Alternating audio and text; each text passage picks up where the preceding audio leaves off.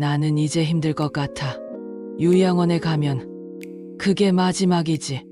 지난달 옆집에 사시던 할머니가 요양원에 가셨습니다.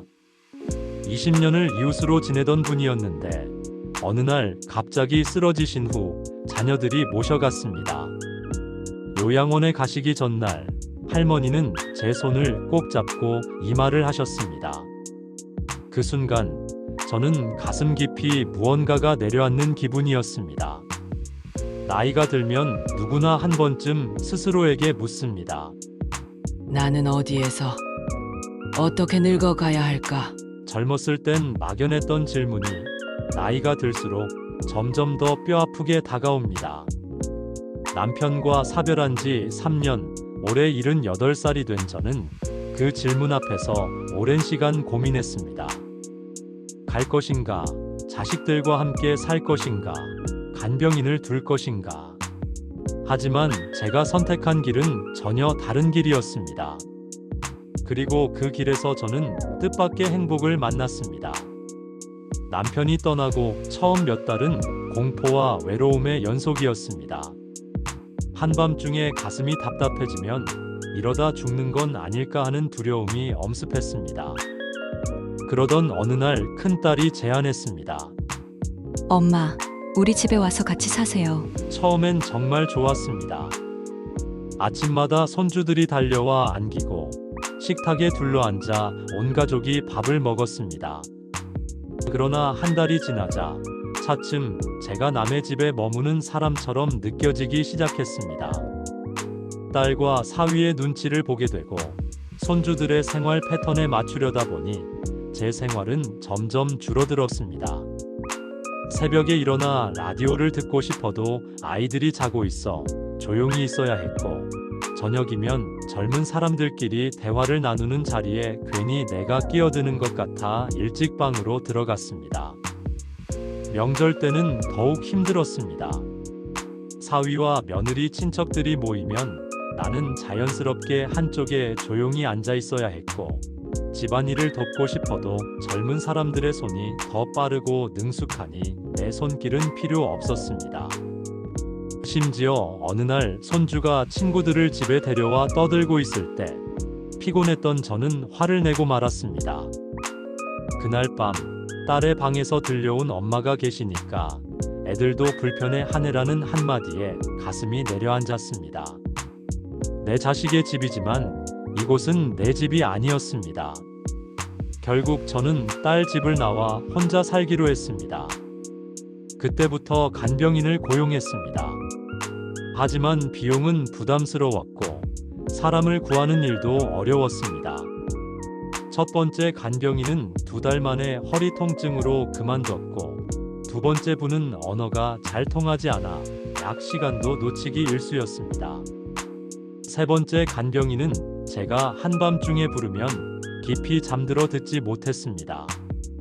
국민건강보험공단에 따르면 2024년 기준 24시간 상주 간병인 비용은 월 평균 450만 원에 달합니다. 특히 신체적으로 힘든 업무와 열악한 근무 환경으로 인해 간병인의 이직률이 높아 안정적인 돌봄을 받기가 어려운 실정입니다. 실제로 우리 아파트 7층에 사시는 강명자 할머니는 간병인이 새벽에 잠든 사이 화장실에 가다가 넘어져 고관절이 부러지는 사고를 당했습니다. 결국 수술을 받고 요양원에 가셨죠. 사람을 자주 바꾸는 것도 스트레스였고, 낯선 사람과 하루 종일 집에서 함께 있다는 것도 불편했습니다. 그러다 결국 요양원에 들어가기로 결심했습니다.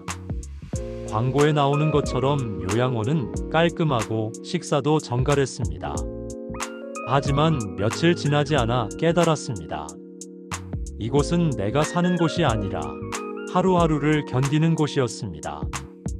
일과가 정해져 있고 개인의 자유는 제한되었습니다. 옆방 할머니는 밤새 TV를 켜두고 소리를 질렀지만 직원들은 방관했습니다. 한국보건사회연구원에 따르면 2024년 기준 요양원 입소 노인의 62%가 우울증 증상을 경험하고 있으며, 그중 80%는 입소 전에는 우울증이 없었다고 합니다.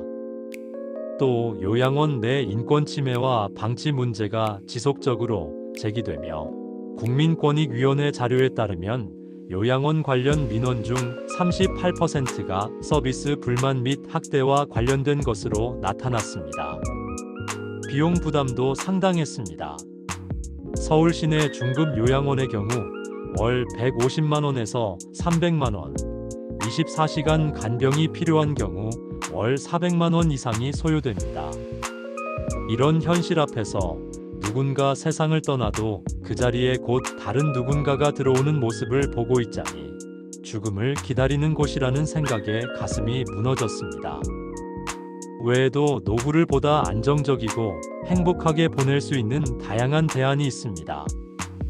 각자의 상황과 성향에 맞는 방법을 찾는 것이 중요합니다. 아래에 몇 가지 현실적인 선택지를 소개합니다. 첫 번째로 편안하고 안전한 생활을 보장받는 선택 중에 하나인 실버타운입니다. 실버타운은 의료 서비스와 생활 편의시설이 잘 갖춰져 있어 건강이 염려되거나 외로움을 느끼는 어르신들에게 적합한 곳입니다. 각자의 독립된 공간에서 생활하면서 필요할 때 바로 도움을 받을 수 있다는 점이 가장 큰 장점입니다. 무엇보다 또래 친구들과 함께 어울리며 정서적인 안정을 찾을 수 있다는 것도 많은 입주자들이 꼽는 장점입니다. 하지만 입소에 상당한 비용이 드는 것은 부담 요인입니다. 보증금으로 최소 1억 원에서 많게는 3억 원 정도가 필요하고 매달 생활비와 관리비, 식비 등을 포함해 150만 원에서 많게는 300만 원까지 지출될 수 있습니다. 생활비에는 식사 제공, 청소 서비스, 각종 여가 프로그램 등이 포함되지만 개인에 따라 간병인 추가 고용이나 특별한 의료 서비스가 필요할 경우 비용이 더 늘어날 수도 있습니다. 대표적인 실버타운으로는 강남구에 위치한 더 클래식 500, 용인에 있는 삼성 노블 카운티 등이 있습니다. 이곳들은 쾌적한 주거 환경과 수준 높은 의료 서비스, 다양한 문화여가 프로그램이 잘 갖춰져 있어 인기가 높습니다. 매일 요가나 미술 같은 취미 활동이 진행되고 전문 강사가 지도하는 건강 프로그램도 운영됩니다. 입주자들이 함께 정원을 가꾸거나 동호회를 만들어 활동하기도 합니다. 다만 고액의 초기 비용과 매달 들어가는 생활비가 부담스럽다는 의견도 적지 않습니다. 또한 고급 시설에 대한 기대감과 달리 실제 서비스 수준이 입주자의 기대에 미치지 못할 경우 실망감을 느끼는 경우도 있다고 합니다. 78세 김영자 어르신은 이렇게 말합니다. 처음엔 큰돈이 부담됐어요. 하지만 막상 들어와 보니 마음이 참 편하더라고요. 병원이 바로 옆에 있고 친구들과 매일 어울리다 보니 하루가 금방 가요. 무엇보다 내 방에서 자유롭게 지낼 수 있다는 게 가장 좋아요. 두 번째는 서로 돕고 의지하는 작은 마을 생활인 공동체 주거입니다. 공동체 주거는 비슷한 가치관을 가진 사람들이 모여 함께 살아가는 방식입니다. 각자의 공간은 보장되지만 밥을 함께 먹고 서로의 건강을 챙기는 따뜻한 공동체입니다. 주거 환경에 따라 초기 입주 비용이 다르며 생활비도 공동 분담합니다. 친구들과 어울려 사는 느낌이지만 때로는 공동 생활에서 오는 불편함이 있을 수도 있습니다. 공동체 주거에 참여하려면 초기 입주 비용은 각 공동체의 위치와 형태에 따라 차이가 큽니다. 자가 소유 형태일 경우 수천만 원이 들기도 하지만 월세나 임대 형태라면 비교적 적은 비용으로 시작할 수 있습니다. 생활비는 식비, 공과금, 공동체 운영비 등을 포함해 매달 30만 원에서 70만 원 정도를 공동 부담하는 경우가 많습니다. 대표적인 사례로 해남의 행복마을과 충남 논산의 인생산모장마을이 있습니다. 행복마을에서는 어르신들이 아침이면 서로의 안부를 묻고 오후에는 함께 텃밭에서 채소를 가꾸며 도란도란 이야기를 나눕니다. 저녁이 되면 마을 회관에 모여 다 같이 식사를 하며 하루를 마무리합니다. 이웃집에서 갓 딴 상추와 직접 담근 된장을 내어놓는 풍경이 일상이 되었고, 새로 입주한 어르신도 금세 이웃들과 어울리며 자연스럽게 가족이 되어갑니다. 인생 산모장 마을에서는 어르신들이 각자의 역할을 맡아 마을을 운영합니다. 누구는 공동 텃밭을 관리하고 또 누구는 마을회관 청소를 담당합니다. 생일이면 작은 잔치를 열고 명절이면 가족 같은 마을 사람들이 모여 함께 음식을 나눕니다. 얼마 전 81세 박명자 어르신은 고혈압으로 쓰러졌지만 마을 사람들이 즉시 달려와 병원으로 모셨고, 퇴원 후에도 매일 돌아가며 죽을 끓여 갖다 주었습니다. 이처럼 아프거나 어려운 일이 생기면 자연스럽게 서로 돕는 모습이 이곳에서는 당연한 일입니다. 이러한 공동체 주거의 가장 큰 장점은 외로움을 덜고 서로에게 의지가 된다는 점입니다. 76세 김옥순 어르신은 이 마을에 들어오고 나서 처음으로 생일상을 받았어요. 그동안 혼자 밥 먹고 혼자 지냈는데 여기서는 내 생일을 다 같이 축하해 주더라고요. 그때 눈물이 났어요. 라고 말합니다. 다만 공동생활이다 보니 사생활이 완벽히 보장되기는 어려울 수 있고, 생활 패턴이나 가치관이 맞지 않을 경우 갈등이 생길 수도 있다는 점도 고려해야 합니다. 하지만 시간이 지나면 서로의 차이를 이해하게 되고, 그 틈에서 오히려 더 큰 정이 쌓이는 경우가 많습니다. 74세의 이정순 어르신은 말합니다. 친구들과 같이 지내니 외롭지 않고 몸이 아플 때도 금방 서로 도와줘요. 혼자 사는 것보다 훨씬 든든합니다. 무엇보다 같이 웃고 이야기할 사람이 있다는 게 가장 행복해요. 세 번째로 이웃끼리 서로 돌보며 사는 방식인 노인 돌봄 공동체입니다. 돌봄 공동체는 가까운 이웃끼리 자조 모임을 만들어 서로 돕고 의지하며 살아가는 방식입니다. 처음에는 단순히 안부 전화로 시작하지만 점차 함께 시장을 보거나 병원에 동행하는 등 자연스럽게 일상이 공유됩니다. 비용 부담이 거의 없고 자신의 집을 그대로 유지하면서 생활 반경 내에서 관계가 형성되기에 큰 변화 없이 시작할 수 있다는 점이 가장 큰 장점입니다. 서울 성북구에서는 이웃살핌이라는 자발적인 모임이 운영되고 있습니다. 이곳에서는 아침마다 어르신들이 서로 안부 전화를 하고, 장을 보러 갈 때는 손잡고 함께 갑니다. 병원 갈 일이 있으면 자연스럽게 서로 동행합니다. 처음엔 다들 어색했지만 지금은 옆집 할머니가 아프면 죽을 쑤어 건네고 손녀처럼 챙겨주는 이웃도 생겼습니다. 강원도 원주시의 서로 돌봄 마을에서는 더욱 깊은 유대감을 느낄 수 있습니다. 이곳에서는 어르신들이 삼삼오오 모여 밑반찬을 함께 만들고 나눠 먹습니다. 김치 담그는 날이면 온 동네가 들썩이고, 명절에는 각자 집에서 음식을 조금씩 가져와 잔치를 벌이기도 합니다. 갑자기 아픈 이웃이 생기면 함께 병원에 가고, 거동이 불편한 어르신에게는 식사를 챙겨 집 앞에 걸어두기도 합니다.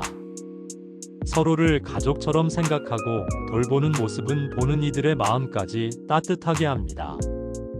이러한 돌봄 공동체의 가장 큰 장점은 바로 심리적인 안정감입니다.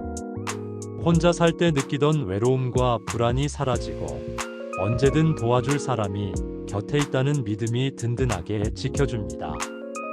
하지만 이웃과 긴밀한 관계를 유지하려면 어느 정도의 노력이 필요합니다. 개인 시간이 줄어들 수 있고, 서로 예민한 순간에는 간혹 불편함이 생길 수도 있습니다.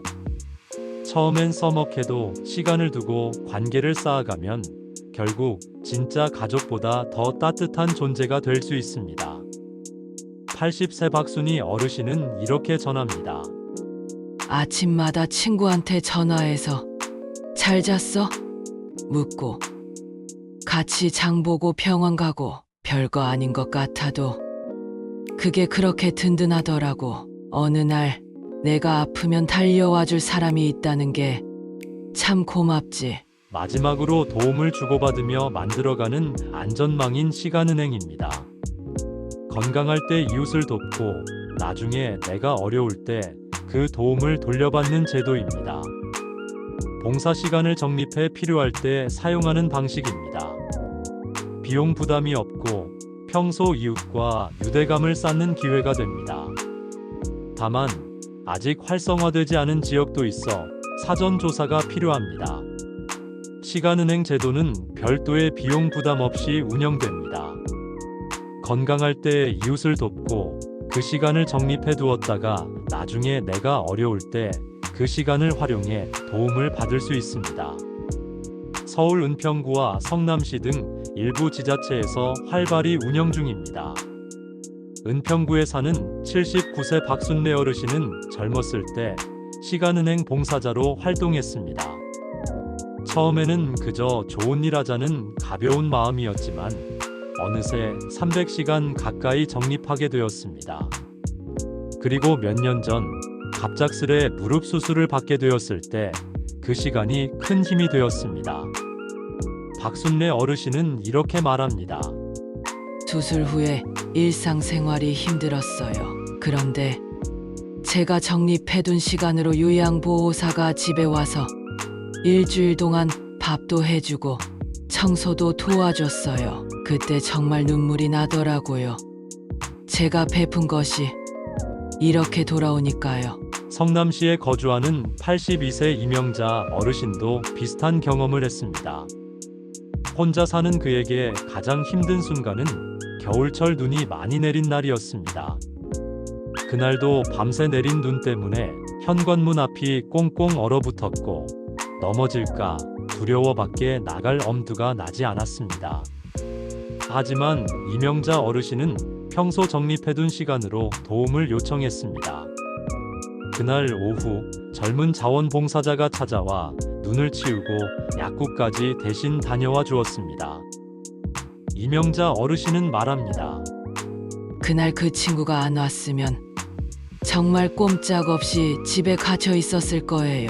덕분에 약도 사고 저녁거리도 사서 얼마나 고마웠는지 몰라요. 시간은행의 가장 큰 장점은 경제적 부담 없이 노후 안전망을 마련할 수 있다는 점입니다.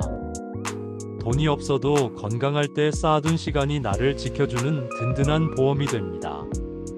그러나 아직 전국적으로 활성화되지 않았고 내가 도움을 받아야 할 시점에 적립된 시간이 충분하지 않을 수도 있다는 점은 고려해야 합니다. 노후 생활은 누구에게나 고민이 될 수 있습니다. 요양원과 자녀에게 의존하는 방식만이 전부는 아닙니다. 자신의 경제 상황과 건강 상태, 그리고 무엇보다 마음이 편안할 수 있는 삶의 방식을 찾는 것이 중요합니다. 우리가 주변을 조금만 둘러보면 생각보다 많은 선택지가 있다는 것을 알게 됩니다. 실버타운에서 새로운 친구들과 활기찬 하루를 보내는 삶, 공동체 마을에서 서로 밥을 나누고 웃으며 살아가는 일상, 돌봄 공동체에서 이웃과 함께 작은 도움을 주고받으며 든든한 울타리를 만드는 생활, 시간은행을 통해 과거의 선행이 미래의 안전망이 되어 돌아오는 경험까지. 그 어느 것도 완벽하진 않지만 각자의 삶에 맞는 따뜻한 공간이 분명히 존재합니다. 중요한 것은 우리가 혼자가 아니라는 점입니다. 조금만 용기를 내면 서로 기대며 웃을 수 있는 사람들을 만날 수 있습니다. 함께 밥을 먹고 때로는 작은 도움을 주고받으며 하루하루를 채워가는 일상은 나이가 들수록 더 큰 행복이 됩니다. 오늘 내딛는 작은 발걸음이 내일의 더 나은 삶을 만듭니다. 여러분도 자신에게 가장 잘 맞는 노후의 모습을 찾아 남은 날들이 따스한 빛으로 가득하길 바랍니다. 노년의 삶에 정답은 없습니다. 그러나 자녀에게 의존하지 않고 요양원에만 기대지 않고 우리가 조금만 용기를 내면 새로운 길이 있다는 것을 저는 경험했습니다. 여러분도 용기 내어 새로운 가능성을 찾아보세요. 우리는 나이가 들어도 혼자가 되어도 여전히 따뜻하게 서로 기대며 살아갈 수 있습니다. 인생에서 가장 아름다운 장은 언제나 다음 장에 있습니다. 당신의 내일도 따뜻한 햇살로 가득하기를 바랍니다.